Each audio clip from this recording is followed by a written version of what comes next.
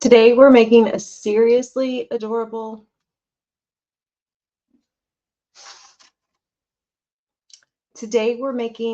this seriously adorable Winnie the Pooh Couture project using a simple one and done technique that's perfect for beginners because honestly there's very little opportunity for chaos here, and we love that for us.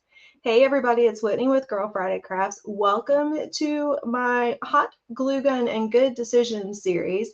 This is going to be a bi-weekly video that's all about crafting, and for the next several videos we're actually going to be talking specifically about chalk couture techniques, how to use different colors, how to care for your transfers, how to prep your surfaces, all of the things. So today we're keeping it super easy. We're doing a one and done, which means one color, and which creates an outstanding project, as you could see. And we're going to talk a little bit about transfer care and surface prep. So let's launch in. I would love to know what you think about this project. Make sure to leave me any comments or questions. Like and subscribe to get notified when I post new videos. And make sure to come back in 2 weeks for the next round. Talk to y'all later. Bye, everybody. So this is just one of the simple shapes. I like to use these for demos because they are relatively inexpensive surfaces. These are $5 to $7 depending on the surface. So and they're on the site in the chalk spot.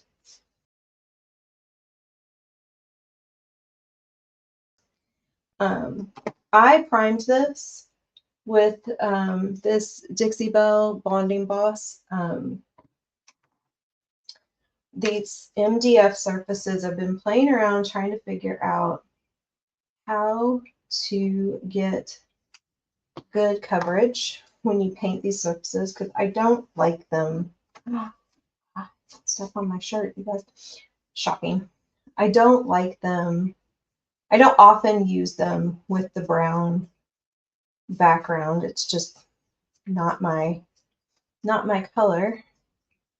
And just painting them, to me, I have to do so many coats of paint to get the kind of coverage that I want.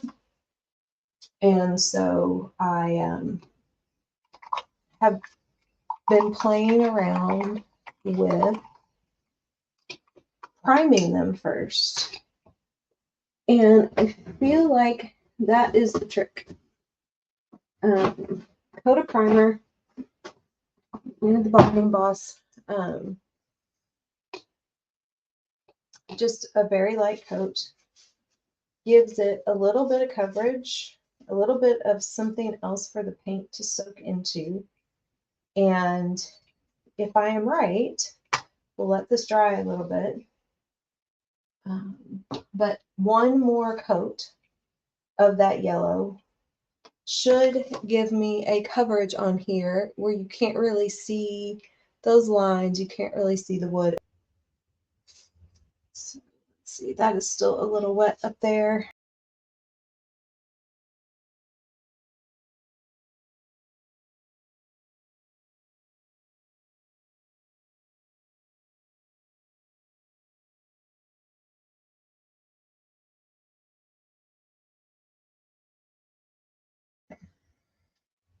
So that was mostly dry, except in that little spot right there. A lot of times if you turn things, you all know this, if you turn things into the light where it's still shiny, you can see that it's wet. The chalk paste is the same thing.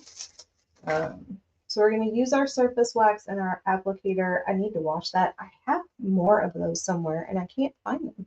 I was looking for a new one, a clean one, because I've used this one quite a bit. And right now they are out of stock on the website. So we're going to take the surface wax and we're just going to do a very light coat over our little board here. You can feel it. You can tell where you have applied wax and where you haven't. I'm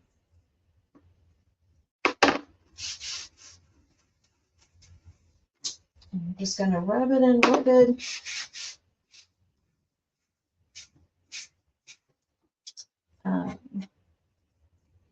I've got kind of a mess going. This desk is a mess. I've got, I think, gray chalk from the jar. And this, honestly, this applicator is not one I should be using at this point. It's been overused. The best way to clean these, you don't have to use the chalk applicator. You can use a microfiber cloth. Those work really well. Or a terry cloth towel, similar to fuzzing the transfer. You just want to use something that's not going to leave lint. So don't use a paper towel. I've used my fingers before. And I like the wax applicators, but I struggled with using them because I could never get them clean. And then I found somebody on one of the Facebook pages posted about how she does hers. So she soaks them in a little bit of boiling Dawn dish soap for about 5 minutes and then throws them in the dryer. And that actually works really well. The Dawn gets all of the wax residue off. You can actually see it bubbling up to the top. And putting them in the dryer fluffs them up. Like I said, I have multiple. I just don't know where they are because I washed a whole bunch recently. Okay, so we're going to let that wax sit for a minute or two, and then we're going to get out our Winnie the Pooh transfer. Which one am I going to use? Which one am I going to use? I'm going to use this one. Actually, no, I'm going to use this one. So we're going to use the Pooh's Farm because this has a lot on it, so it's going to put a lot of additional color on the surface. So we're going to open this. Now, I cut my transfers at the top of the package because I don't like having to deal with the sticky thing. Hold on, I'll show you all what I'm talking about. So you can open the transfer packages like this. It's got a little sticky opening there. I don't like having to deal with that when I try to get the transfers back in, and I don't store my transfers by hanging, so I don't need to worry about not having the hanger on there. If I have purchased transfers to sell, I know ahead of time that that's what I'm doing, and I don't open them until I use them anyway. So, okay, so we're going to take this out of the package, and I am going to fuzz this one really well.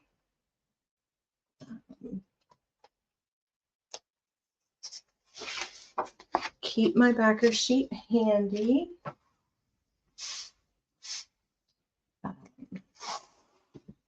Probably about 10 times on this one because we're working on a painted surface, even though it's been waxed. That wax just happened. That painting just happened, so that paint is dry at the surface level, but not really cured. Kind of like when you get your nails done, right? Like they're dry enough to the touch, or like your toes. Like you can leave in your flip-flops, but if you try to put socks and shoes on, you're gonna get marks in the nail polish. It's kind of similar, right?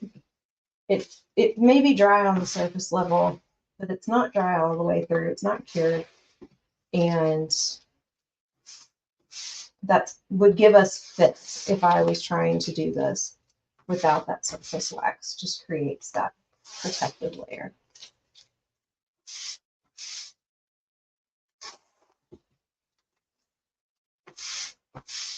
Okay.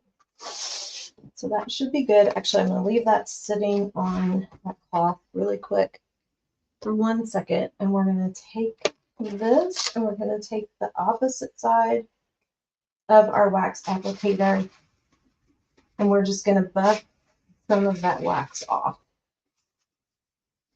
If you have any, the surface absorbs your wax. And so if you have any sort of excess wax on there, doing this will help get that off. And then the wax doesn't clog your transfer. And honestly, too much wax will actually prohibit your paste from going on to your design. So you do want to keep that layer thin. And unless it's a really small surface, and you just use like a touch of the wax, you want to buff that off really well. And you can tell, again, as you start to do this, it will start to feel different. And I am just getting stuff all over this. But that's okay, because this is just a sample project. I don't need to worry about it. It's just me. So we're going to take the transfer off. We're going to line this up. And I'm going to put this a little close to the bottom because theoretically, if we were using this project as an actual finished project, then what you might want to do with the surface is at the top, I've got twine, comes with twine, but you might want to add some flowers or something like that. So kind of been thinking about it that way. I am leaving myself a little bit of room at the top there. Now, I am, it's not quite even. I'm a little farther on this side than on this side. I'm not going to worry about that. And we're going to use the ash again. I think that'll be a nice color. And we're going to cover all of our negative space here. Again, this is just the one and done.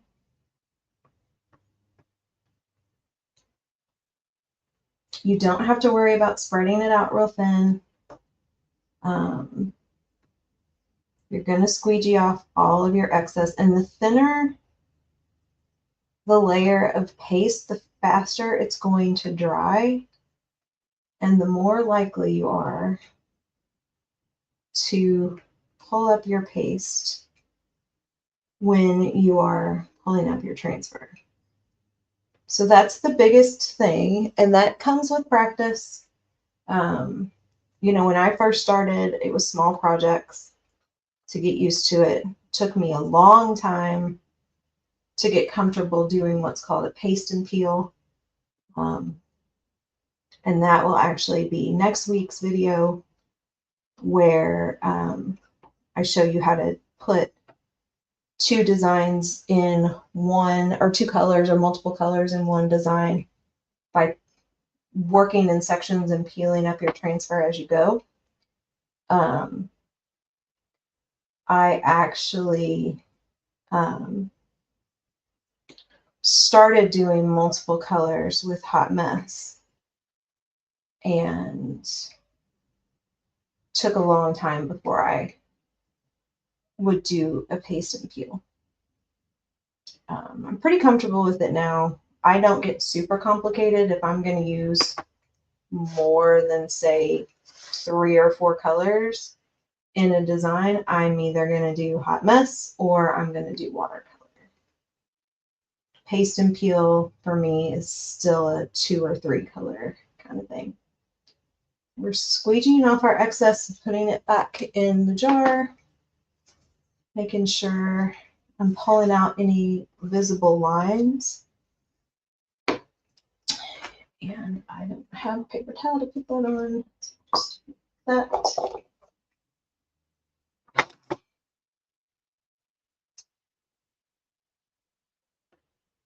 Now I'm nervous because the last one messed up.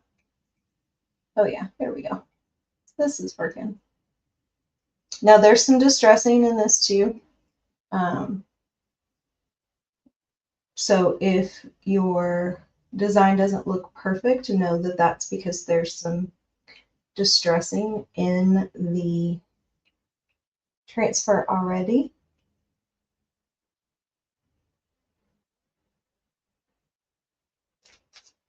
There we go. So I'm going to move this aside real quick and get this on my backer sheet, and then we will bring our project back into view, and then we'll talk a little bit about how to clean this transfer.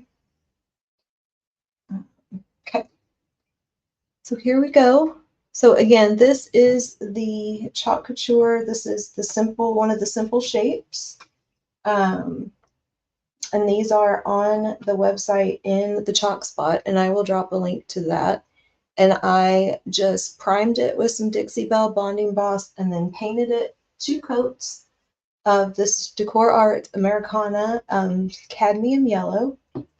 And then this is our Winnie the Pooh Pooh's Farm transfer. And I did this in ash, which is, I don't think currently available, but Storm is, which is a little bit lighter. But you could also mix black and white, and it, you know, if you just very slowly mix black and white, you could get this kind of gray. This would look really cute. Again, you get the twine with it. Put that twine in there, add some florals up at the top. Also, you could take one of the chalk bee transfers. There's multiple transfers with bumblebees, and add some additional bumblebees throughout, or even there are a couple that are the sort of honeycomb design, so you could add some honeycomb edges around this.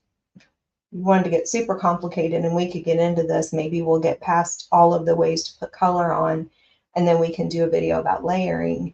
But you could do a honeycomb layer on this, maybe in white, and then put your design on top of it. That would look really cute. We might have to do that on the other side at some point, now that I'm saying that out loud. So there's that. Simple, easy. I mean, that took me, aside from the painting the surface, that took what, 5 minutes? This will be dry in 5 minutes. You can use a heat tool to dry it if you need to.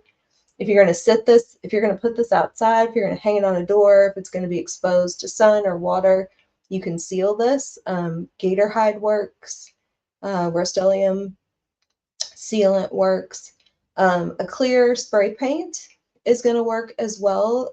Actual sealant is better if it's going to potentially be exposed to water.